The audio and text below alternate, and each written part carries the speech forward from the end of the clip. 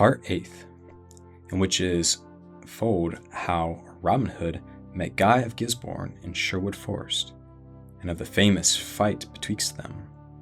Also, how Little John fell into the sheriff's hands through saving the life of 3 men. Likewise is told how good King Richard of the Lion's Heart came to Nottinghamshire and visited Robin Hood in Sherwood Forest. Section 1. Robin Hood and the Guy of Gisbourne. A long time passed after the great shooting match, and during that time Robin followed one of the part of the advice of Sir Robert Lee, to wit, that of being less bold in his comings and his goings. For, though mayhaps he may not have been more honest, as most folk regard honesty, he took care not to travel so far from Sherwood that he could not reach it both easily and quickly.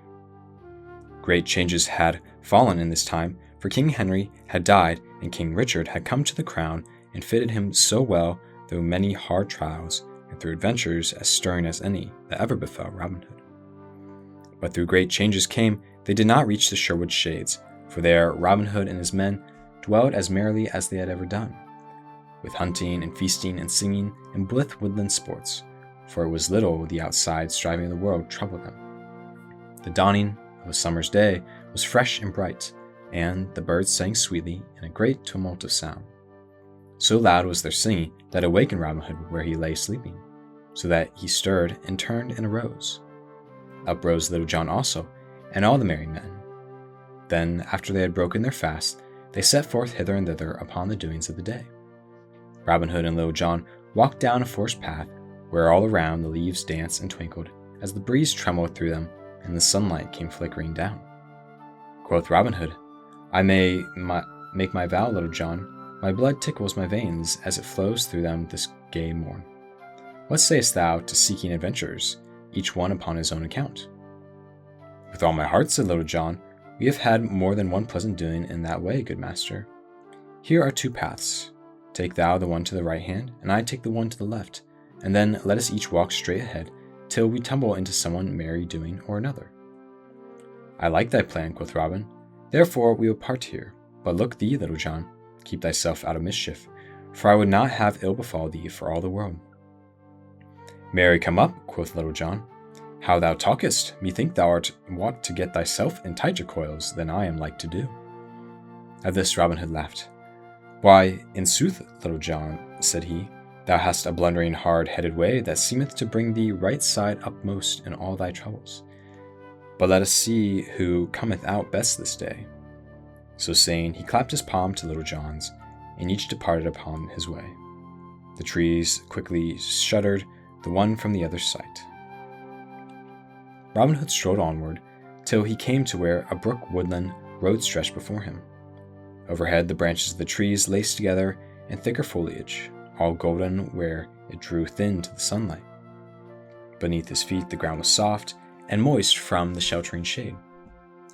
Here in this pleasant spot the sharpest adventure that ever befell Robin Hood came upon him, for as he walked down the woodland path, thinking of naught but the songs of birds, he came of a sudden to where a man was seated upon the mossy roots beneath the shade of a broad spreading oak tree.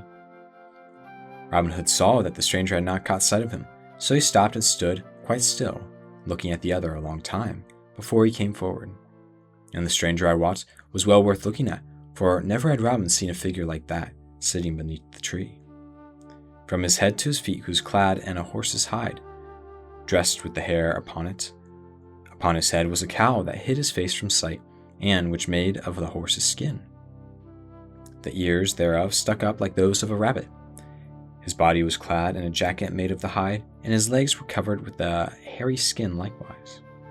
By his side was a heavy broadsword and a sharp double-edged dagger. A quiver of smooth, round arrows hung across his shoulders, and a stout bow of yew leaned against the tree beside him. "Hello, friend," cried Robin, coming forward at last. "Who art thou that sittest there, and what is that thou hast upon thy body?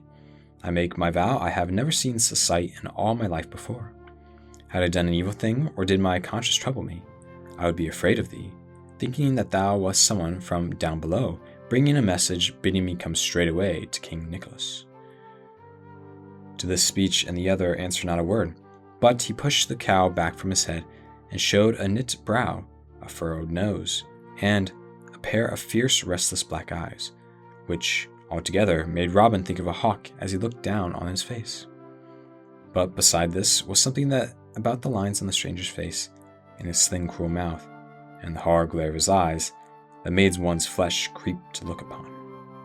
"Who art thou, rascal?" said he at last, in a loud, harsh voice. "Tut, tut," quoth merry Robin, "speak not so sourly, brother. Hast thou fed upon vinegar and nettles this morning, that thy speech is so stinging?" "And thou likest not my words," said the other fiercely. "Thou hadst best be jogging, for I tell thee plainly my deeds match them." "Nay, but I do like thy words, thou sweet pretty thing," quoth Robin, squatting down upon the grass in front of the other. "Moreover, I tell thee thy speech is witty and gamesome, so any I ever heard in all my life." The other said not a word, but he glared upon Robin with a wicked and baleful look, such as a fierce dog bestows upon a man ere it springs at its throat.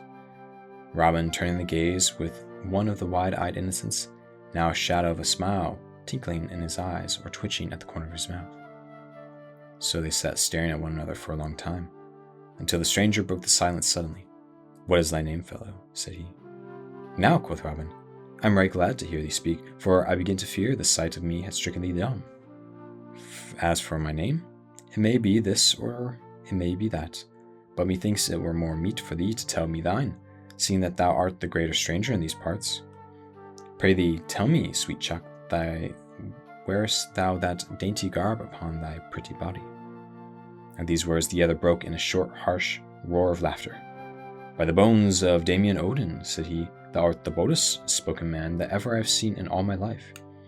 I know not why I do not smite thee down there thou sittest, for only 2 days ago I skewered a man over back of Nottingham town for saying not half so much to me as thou hast done.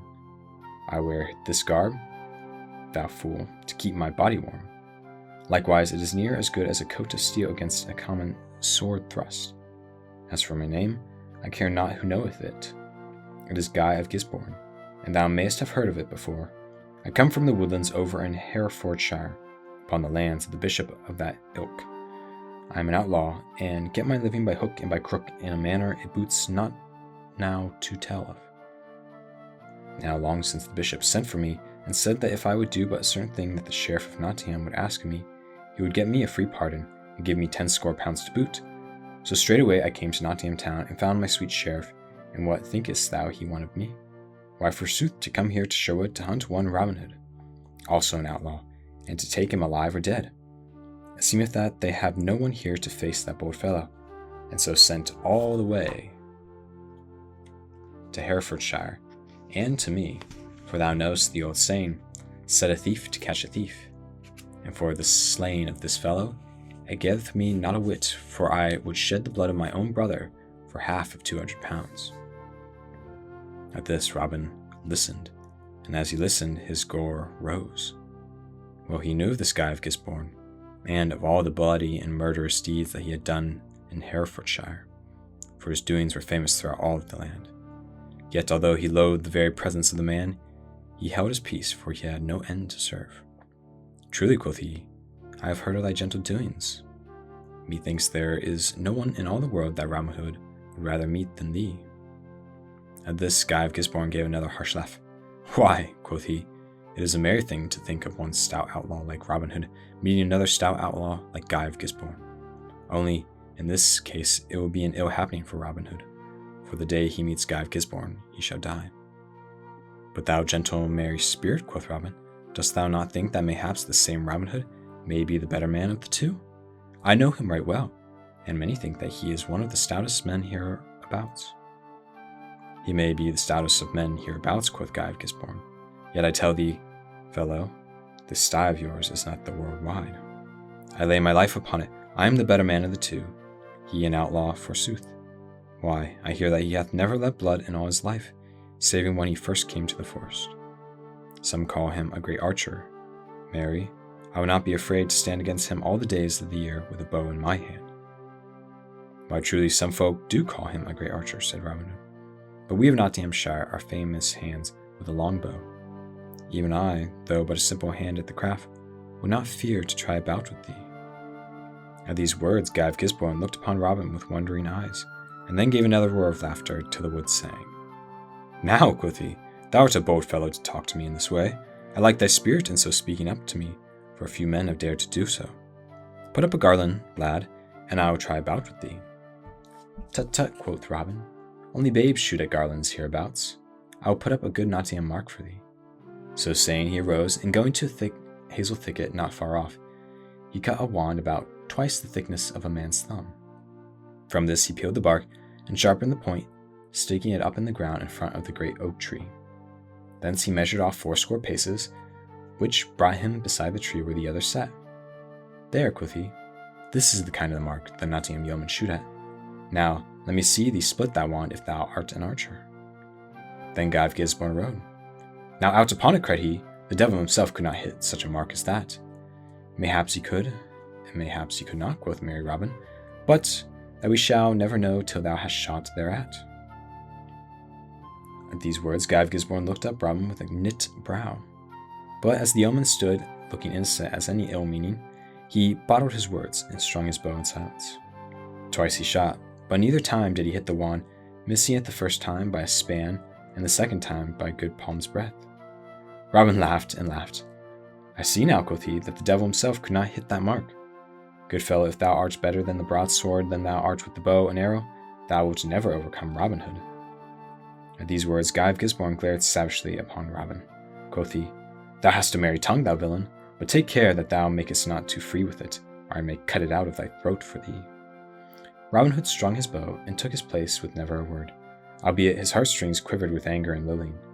Twice he shot, the first time hitting within an inch of the wand, the second time splitting it fairly in the middle. Then, without giving the other a chance for speech, he flung his bow upon the ground.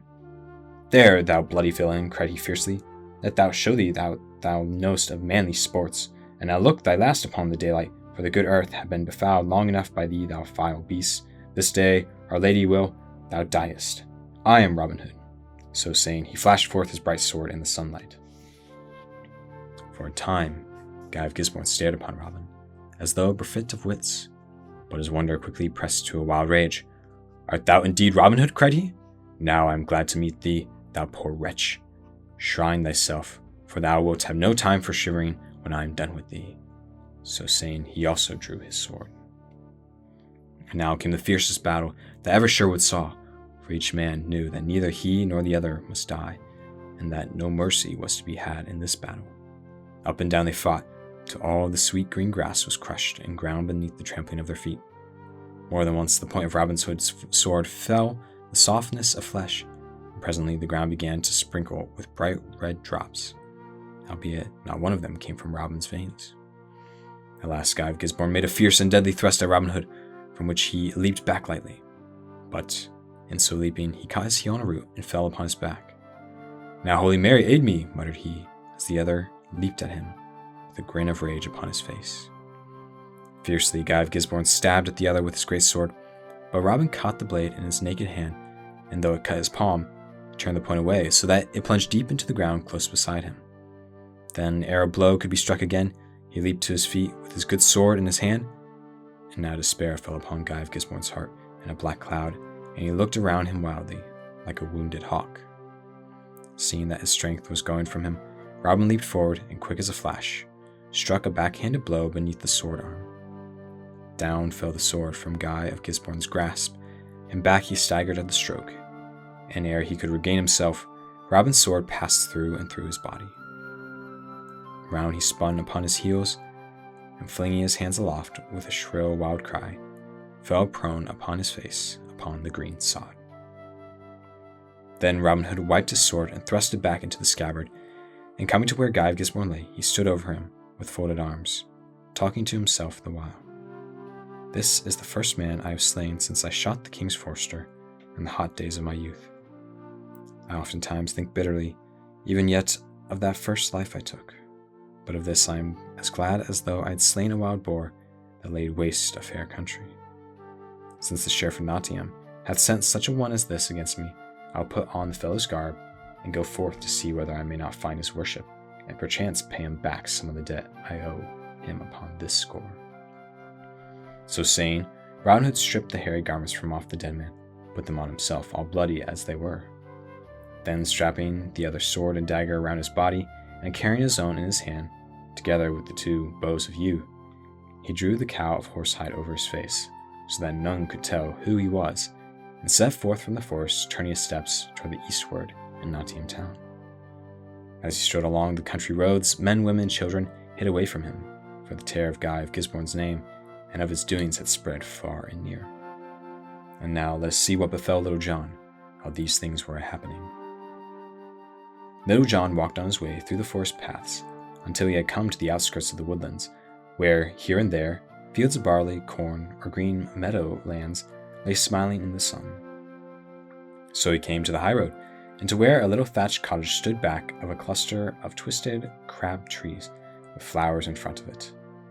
There he stopped of a sudden, for he thought that he heard the sound of someone in sorrow. He listened and found that it came from the cottage, so turning his footsteps hither, he pushed open the thicket and entered the place, where he saw a grey-haired dame sitting beside a cold hearthstone, rocking herself to and fro, weeping bitterly. Now Little John had a tender heart for the sorrow of other folk, so coming to the old woman and patting her kindly upon the shoulder, he spoke comforting words to her, bidding her cheer up and tell him her troubles, for that mayhaps he might do something to ease them. At this, the good dame shook her head, but all the same his kind words did soothe her somewhat, so after a while she told him all that bore upon her mind. That morning she had 3 as fair, tall sons beside her as one could find in all Nottinghamshire, but that they were now taken from her, and they were likely to be hanged straightway, that, what having come upon them, her eldest boy had gone out the night before in the forest, and had slain a hide in the moonlight, and the king's ranger had followed the blood upon the grass until they had come to her cottage, and had there found the deer's meat in the cupboard. But as neither of the younger sons would betray their brother, Forrest had taken all 3 away, in spite of the oldest saying that he alone had slain the deer. That, as they went, she heard the strangers talking among themselves, saying that the sheriff had sworn that he would put a check upon the great slaughter of deer that had been going on of late, by hanging the very first roe caught thereat upon the nearest tree, and that they would take the 3 youths to the King's Head Inn, near Nottingham town, and where the sheriff was abiding that day, there to await the return of a certain fellow he had sent into Sherwood to seek for Robin Hood. To all this, Little John listened, shaking his head sadly now and then. Alas, quoth he, when the good dame had finished her speech, this is indeed an ill case. But who is this that goeth into Sherwood after Robin Hood, and why doth he go to seek him? But no matter for that now, only that I would that Robin Hood were here to advise us. Nevertheless, no time may be lost in sending for him at this hour, if we would save the lives of thy 3 sons. Tell me, hast thou any clothes hereabout that I may put on in place of these of Lincoln green? Marry, if our stout sheriff catches me without disguise, I am like to be run up more quickly than thy sons. Let me tell thee, dame. Then the old woman told him that she had had in the house some of the clothes of her good husband, who had died only 2 years before. These she brought to Little John, who doffed the garb of Lincoln green, put them on in its stead. Then, making a wig and a false beard of uncharred wool, he covered his own brown hair and beard, and putting on a great tall hat that had belonged to the old peasant, he took his staff in one hand and his brow in the other, and set forth with all speed to where the sheriff had taken up his inn.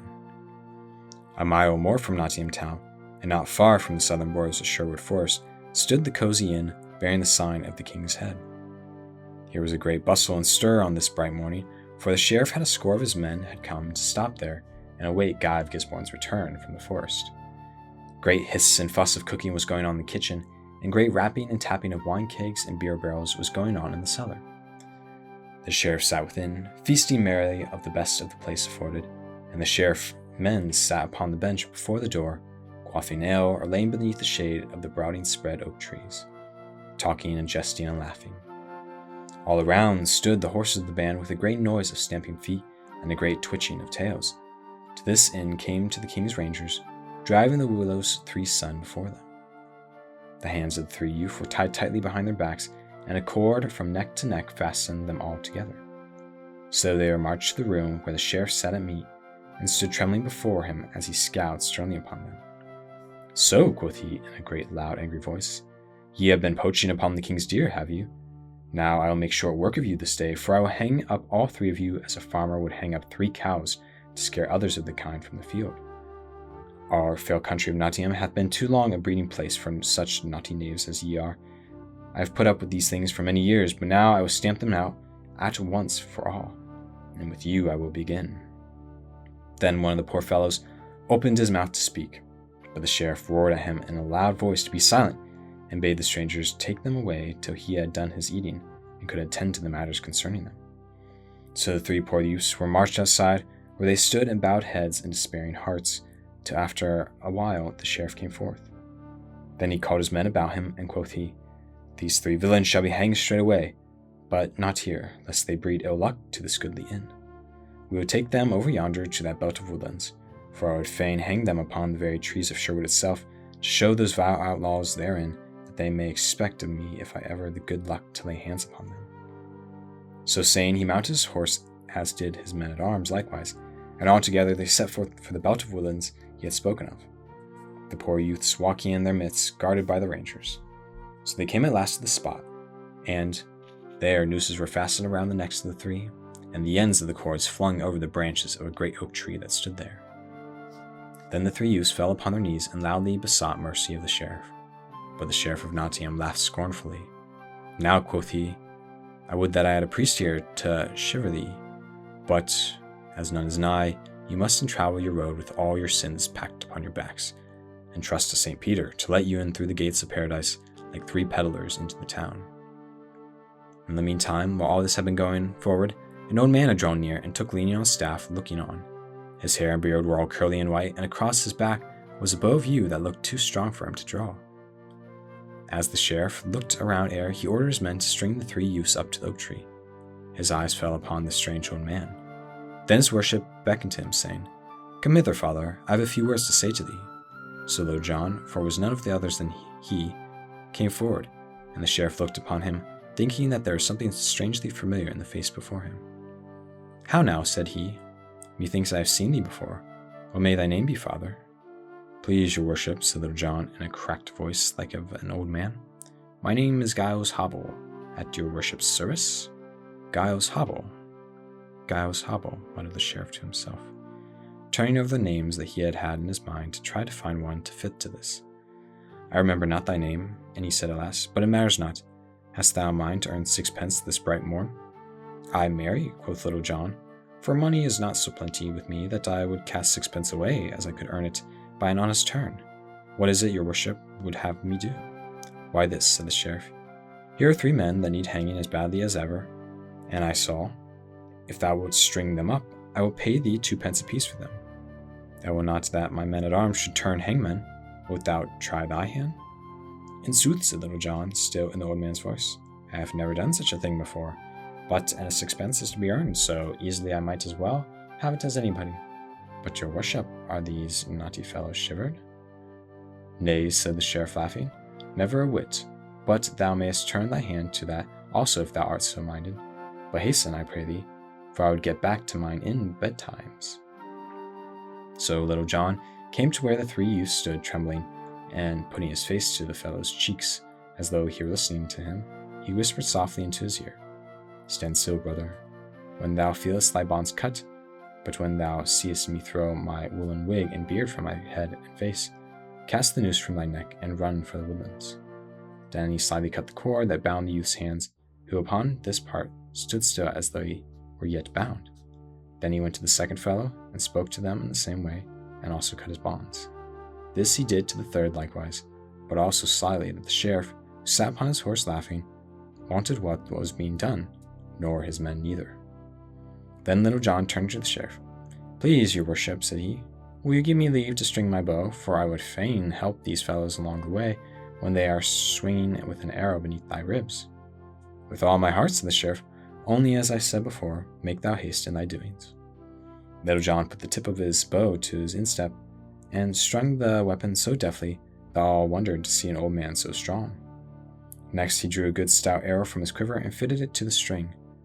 Then, looking all around to see the way was clear behind him, he suddenly cast away the wool from his head and face, shouting in a mighty roar, "Run!" Quick as a flash, the 3 youths flung the nooses from their necks and sped across the open to the woodlands, as the arrow sped from the bow. Little John also flew towards the covert like a greyhound, while the sheriff and his men gazed after him, all bewildered with the sudden doing. But ere the yeoman had gone far, the sheriff roused himself. "After him!" he roared in a mighty voice, for he knew now who it was with whom he had been talking, and wondered that he had not known him before. Little John heard the sheriff's words, and seeing that he could not hope to reach the woodlands before they would be upon him, he stopped, and turned suddenly, holding his bow as though he were about to shoot. "Stand back!" he cried fiercely. "The first man that cometh a foot forward, or toucheth finger to bowstring, dive." At these words the sheriff men stood as still as stocks, for they knew right well that Little John would be as good at his word, and that to obey him meant death. In vain the sheriff roared at them, calling them forward and cowards, and urged them to move forward in body.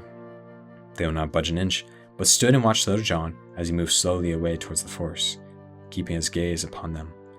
But when the sheriff saw his enemy thus slipping betwixt his fingers, he grew mad with his rage, so that his head swam, and he knew not what he did. Then of a sudden he turned his horse's head, and plunged his spurs into its side. He gave a great shout, and rising in his stirrups, came down upon Little John like the wind.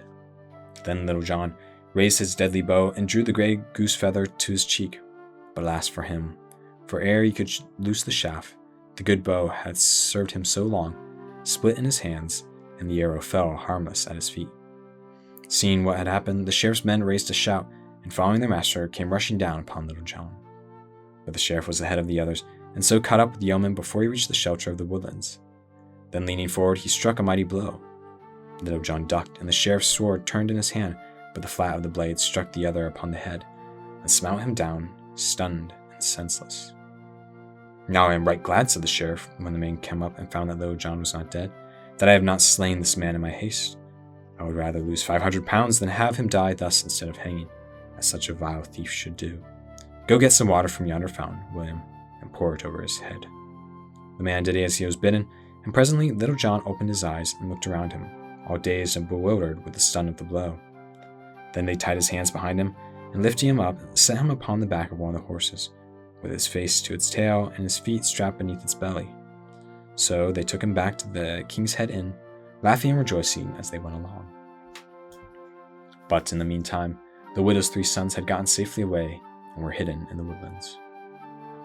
Once more the sheriff of Nottingham sat within the King's Head Inn. His heart rejoiced within him, for he had at last done that which he had sought to do for years, taken Little John prisoner. Quoth he to himself, "This time tomorrow the rogue shall hang upon the gallows tree in front of the great gate of Nottingham town, and thus shall I make my long score with him even." So saying, he took a deep draught of canary, but it seemed as if the sheriff had swallowed a thought with his wine, for he shook his head and put the cup down hastily. "Now," he muttered to himself, "I would not for 1,000 pounds have this fellow slip through my fingers. Yet should his master escape that foul guy of Gisbourne, there is no knowing what he may do, for he is the cunningest knave in all the world, this same Robin Hood. Belike I would better not wait until tomorrow to hang the fellow." So saying, he pushed his chair back hastily, and going forth from the inn, called his men together. Quoth he, "I will wait no longer for the hanging of this rogue, but it shall be done forthwith, and from the very tree whence we saved those 3 young villains, by stepping betwixt them and the law, so get ye ready straightway."